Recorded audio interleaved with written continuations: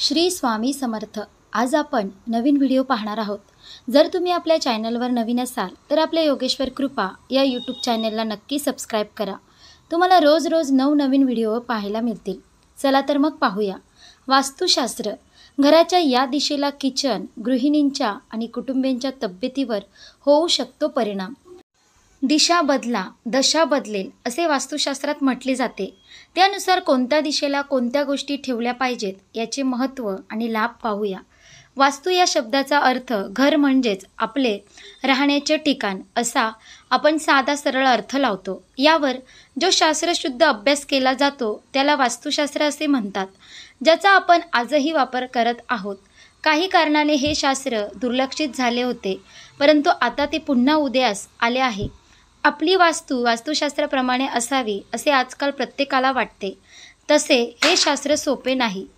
यामध्ये गूढता आहे. तंत्र व विज्ञानाचा परिपूर्ण वापर यामध्ये केला गेला आहे. यावर आपल्या ऋषींनी अनेक ग्रंथ लिहिले आहेत. वेदांमध्ये सुद्धा या शास्त्राचा उल्लेख केला गेला आहे. जेव्हा आपण सकाळी उठतो तेव्हा प्रथम आपण घराचे दरवाजे व खिडक्या उघडतो. त्यामुळे आपल्या घरात शुद्ध हवा, सूर्यप्रकाश येतो. त्यामुळे आपला उत्साह वाढतो, आपल्यात ऊर्जा निर्माण होते, मन आणि शरीर प्रसन्न होते. दिवसभर आपण उत्साहात काम करू शकतो, कारण या सूर्यप्रकाशामुळे घरात सकारात्मक ऊर्जा येत असते आणि ही ऊर्जा आपल्याला प्रभावित करत असते. आता ही ऊर्जा आपल्याला कुठून मिळते तर पूर्वेचे सकाळचे ऊन, व्हायलेट रेज, डी जीवनसत्व, अतिनील किरणे असतात की ज्यातून आपल्याला ऊर्जा तर मिळतेच, पण आपल्या शरीराला आवश्यक विटॅमिनसुद्धा याच उन्हातून मिळते. म्हणून वास्तुशास्त्राने पूर्व दिशा मोकळी, हलकी आणि या दिशेला थोडा उतारा असावा असे सांगितले आहे, जेणेकरून ही ऊर्जा आपल्या घरामध्ये टिकून राहील. यातून आपल्या लक्षात आले असेल की वास्तुशास्त्र हे एक विज्ञान आहे. दिशेवर आधारित असे हे दिशाशास्त्र आहे आणि या शास्त्राचा आपण जर योग्य पद्धतीने उपयोग करून घेतला तर आपले आरोग्य उत्तम राहण्यास मदत होते. पूर्वेकडून येणारे सकाळचे किरण जसे आपल्या आरोग्याला कारक आहेत, अगदी त्याच्या विरुद्ध दक्षिणेतून येणारी ताम्र किरणं, इन्फ्रारेड रेज, अतिसंहार किरणे ही आपल्याला आरोग्याला मारक ठरतात. दुपारनंतर सूर्य दक्षिण दिशेला प्रखर उष्णता निर्माण करतो, त्यामुळे ते आपल्या शरीराला घातक ठरते. त्याचबरोबर आपल्या वास्तूमध्ये नकारात्मक ऊर्जा निर्माण करते. म्हणून दक्षिण दिशा ही नेहमी बंदिस्त असावी. खिडक्या कमीत कमी व प्रवेशद्वार नसावे असे वास्तुशास्त्राने सांगितलेले आहे. त्याचबरोबर या दिशेला क्षीण करणारी दिशासुद्धा म्हणतात. जशी पूर्व दिशा ही उगवतीची दिशा समजली जाते, तशी पश्चिम दिशा ही मावळतीची दिशा समजली जाते. या दिशेतून आपल्याला नकारात्मक ऊर्जा अधिक प्रमाणात मिळत असते. तसेच व्यवसायाच्या दृष्टीने या दिशेचा विचार केला तर 2 नंबरचे व्यवसाय या दिशेतूनच चालतात. तसेच शनीचा या दिशेवर अंमल असतो, त्यामुळे या दिशेतून धातू संदर्भातले व्यवसाय उत्तम चालतात. स्त्रियांसाठी पश्चिमेचे प्रवेशद्वार लाभदायी ठरते. उत्तर दिशा ही अर्थशास्त्राशी संबंधित अशी ही दिशा आहे. या दिशेला तुमचे प्रवेशद्वार असेल तर तुम्हाला कधीही आर्थिक प्रश्न निर्माण होत नाही. या दिशेवर बुध ग्रहाचा अंमल असतो आणि बुध ग्रह हा व्यापार तत्वाचा असल्यामुळे आपले आर्थिक प्रश्न या दिशेतून सुटतात. त्याचबरोबर या दिशेतून लक्ष्मी कुबेराचा प्रवेश होत असतो. म्हणून ही दिशा अत्यंत महत्त्वाची आणि शुभ मानली जाते. या दिशेला प्रवेश द्वार व अधिकाधिक मोकळी जागा असावी. आजकालची आपली धावपळीची जीवनपद्धती, निसर्गाचे बदलत चाललेले चक्र याचा आपल्यावर आरोग्यावर अतिशय घातक असा परिणाम होत असतो. अशावेळी या वास्तुशास्त्राचा योग्य वापर करून घेतला तर नक्कीच त्याचा फायदा होणार आहे. यामध्ये दिशाशास्त्राला विशेष महत्त्व आहे. निसर्गातून येणाऱ्या वैश्विक ऊर्जा व पंचतत्वाचा जर योग्य पद्धतीने आपल्या वास्तूमध्ये वापर केला तर आपल्या वास्तूमध्ये सकारात्मक ऊर्जा संतुलित होते. वास्तुशास्त्रामध्ये या पंचतत्वाला अतिशय महत्त्व आहे. पंचतत्व म्हणजे पृथ्वी, आकाश, वायू, जल आणि अग्नी असे हे पंचतत्व आहेत. प्रत्येक दिशेवर या तत्वाचा अंमल असतो. जसे मुख्य दिशांचा विचार केला तसा आपल्या वास्तूमध्ये 4 उपदिशा असतात. यामध्ये ईशान्य दिशेला जलतत्व, आग्नेय दिशेला अग्नितत्व, नैऋत्य दिशेला पृथ्वीतत्व, वायव्य या दिशेला वायुतत्व या ब्रह्मस्थान म्हणजेच आकाश तत्व असे हे तत्व प्रत्येक दिशेला असतात आणि त्या तत्वाचा त्या दिशेवर परिणाम होत असतो. त्याप्रमाणे वास्तुशास्त्राने घराची रचना या तत्वाप्रमाणे आणि दिशेनुसार केली आहे. दिशांचे महत्त्व. ईशान्य दिशा ही ईश्वराची दिशा मानली जाते. सर्वाधिक पवित्र आणि ऊर्जा देणारी अशी ही दिशा, या दिशेला देवाचे वास्तव्य असते. म्हणून आपल्या वास्तूमधील मंदिराचे स्थान हे ईशान्य दिशेला असावे. अध्यात्म, ध्यानधारणा तसेच आपली भौतिक शैक्षणिक वाढ या दिशेतूनच होत असते. जलतत्वाची ही दिशा आहे. वास्तुपुरुषांच्या रचनेचा विचार केला तर त्याच्या डोक्याला बुद्धीचा भाग या दिशेला असतो. म्हणून या दिशेला कोणत्याही प्रकारचा दोष असू नये. ही दिशा नेहमी स्वच्छ, मोकळी आणि या दिशेला प्रवेशद्वार व खिडक्यांची रचना असावी. आग्नेय दिशा ही स्त्री तत्वाशी आहे. या दिशेला आपल्या किचनची रचना असावी. या दिशेमध्ये जर दोष निर्माण झाले तर त्याचा सर्वाधिक परिणाम हा त्या घरातील स्त्रियांवर होतो.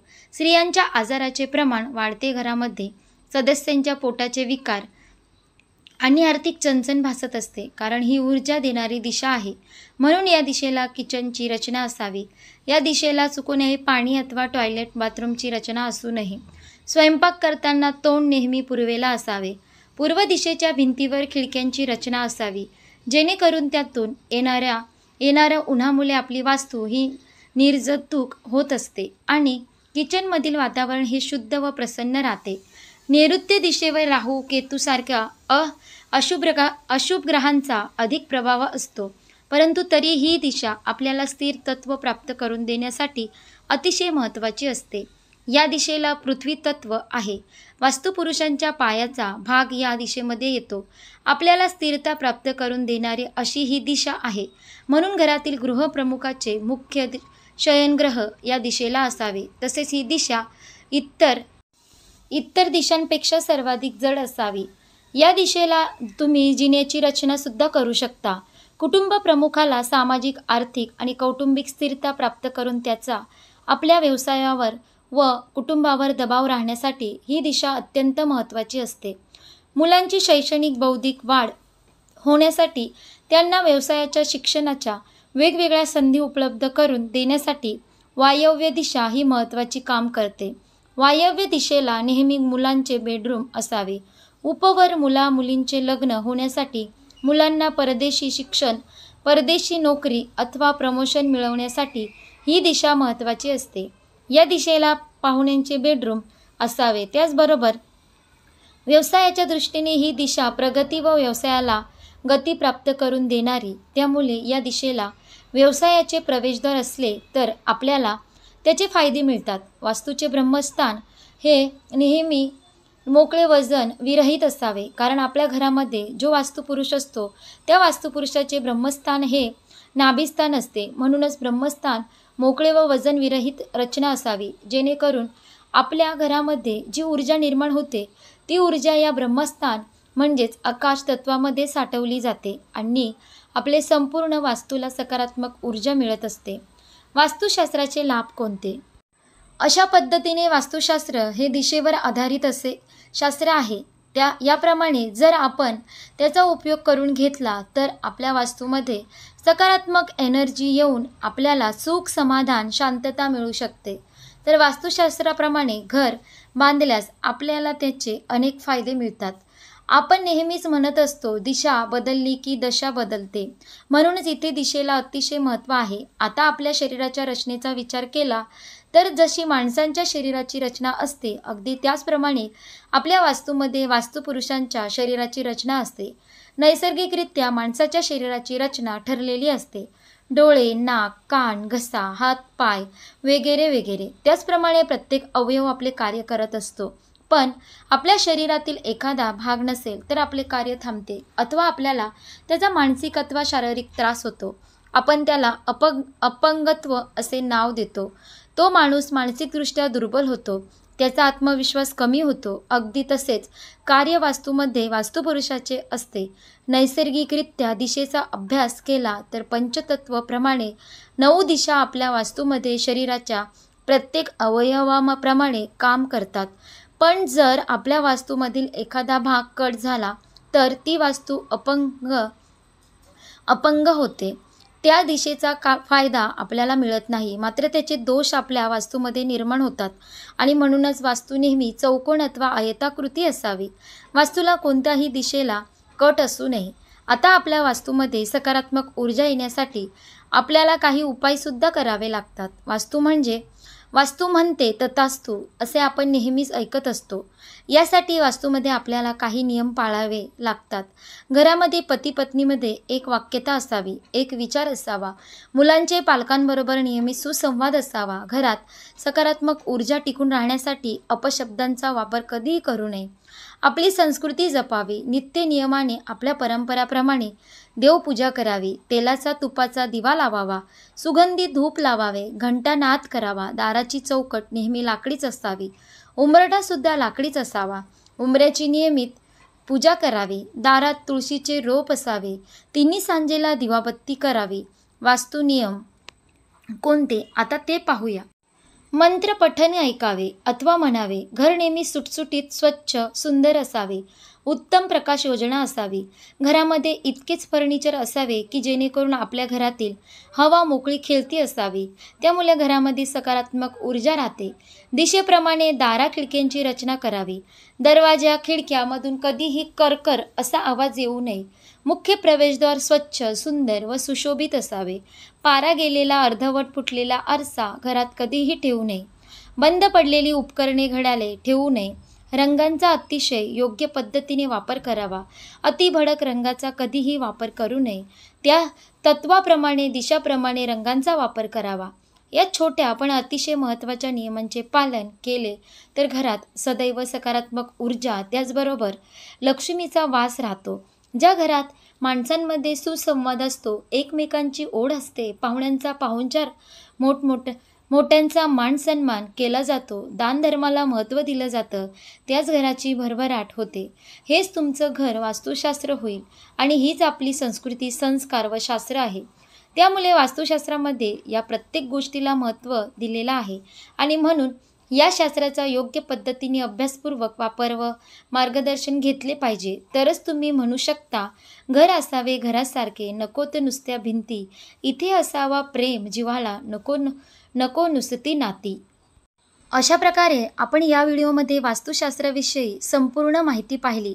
घराच्या कोणत्या दिशेला किचन, गृहिणींच्या आणि कुटुंबांच्या तब्येतीवर होऊ शकतो परिणाम, कोणत्या दिशेला काय असावे ही संपूर्ण माहिती, तसेच आपल्या वास्तूमध्ये सकारात्मक ऊर्जा येण्यासाठी आपल्याला कोणते उपाय करावे लागतील, या छोट्या पण अतिशय महत्त्वाच्या नियमांचे पालन केले तर घरात सदैव सकारात्मक ऊर्जा त्याचबरोबर लक्ष्मी मातेचा वास राहतो.